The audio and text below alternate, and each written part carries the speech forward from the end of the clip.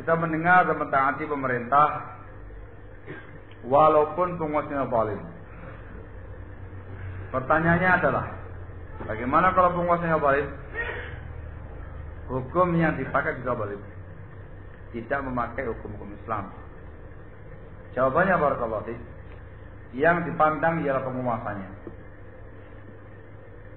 Kalau penguasanya muslim, walaupun dia zalim, maka harus prinsip taat dan mendengarkan keterangan. Tanya, walaupun undang-undang yang dia gunakan bukan undang-undang Islam, undang-undang bid'ah, undang-undang kufur, tetap didengarkan dan taat. Dalam Islam, prinsip negara Islam itu dipandang dari sisi penguasa dan masyarakat. Penguasa muslim atau non muslim? Kalau penguasanya muslim, maka negara dikatakan sebagai negara Islam. Yang kedua terkait dengan masalah penduduk. Sebuah tempat kalau mayoritas penduduknya itu ialah kaum muslimin, maka dikatakan sebagai wilayah kaum muslimin. Kalau sebuah tempat penduduknya mayoritasnya ialah orang kafirin, maka dikatakan sebagai wilayah kafir. Yang pertama disebutkan dalam hadisnya Rasul SAW, beliau mengatakan, saya kunu ba'di umara, akan ada nanti sepeninggalku para umara, wa sayaqumu fihim rijalun, dan akan bangkit di tengah-tengah mereka nanti tokoh-tokoh,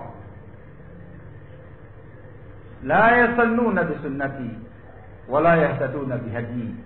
Mereka tidak mengambil sunnahku sebagai sunnah, tidak pula mengambil bimbinganku sebagai bimbingannya. Qulubuhum qulubus syayatin fi jismani insin.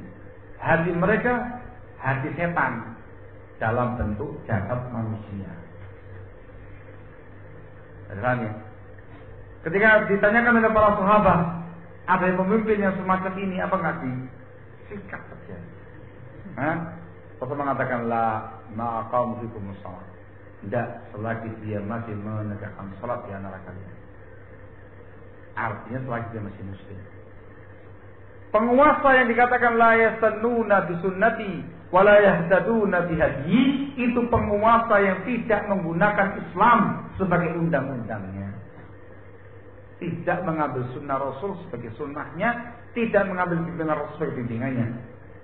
Artinya apa? Tidak menggunakan undang-undang Islam. Sudah seperti itu penguasanya zalimnya kayak setan. Qulubuhum qulubus syayatin, hatinya hati setan, fi jisman insin, tapi badannya manusia. Menggambarkan pemimpin yang sangat kejam, sadis, jahat, zalim, kayak setan, tapi dia manusia. Tetap Rasul melarang kita untuk melakukan pemberontakan kepada mereka dan diminta untuk mentaati mereka selama mereka masih muslim. Paham ya? Keterangan yang kedua terkait dengan penduduk disebutkan oleh Syekh Husain bin Taimiyah rahimahullah taala, dinukil al-Imam Ibnu Muflih dalam kitabnya Al-Adab Syar'iyyah, dan juga dinukil oleh para ulama yang lain. Barakallahu. Ada huwa, jadi jangan sampai salah paham. Indonesia negara apa?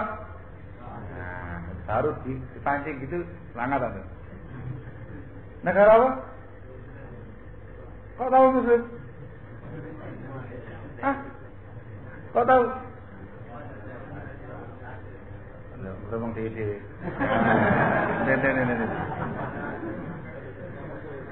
Dikarenakan mayoritas penduduknya ialah muslimin. Disepakati apa enggak ini? Alhamdulillah. Terus kenapa ya? Dikarenakan penguasanya adalah muslim. Dan yang ketiga yang saya katakan terkait dengan syiar Islamnya. Nah, syiar Islam yang ada di wilayah tersebut. Di Indonesia ini, masya Allah, syiar Islamnya luar biasa, kalah negara-negara yang lainnya. Di wilayah muslimin, masjid di mana-mana, mushola di mana-mana, kalau sudah azan, saut-sautan, ya, bersaut-sautan, kan gitu. Jamaah di masjid ya tenang, nggak ada yang ganggu, ngadakan taklim ya enak, sama misalnya syiar sangat tampak di negara kita ya.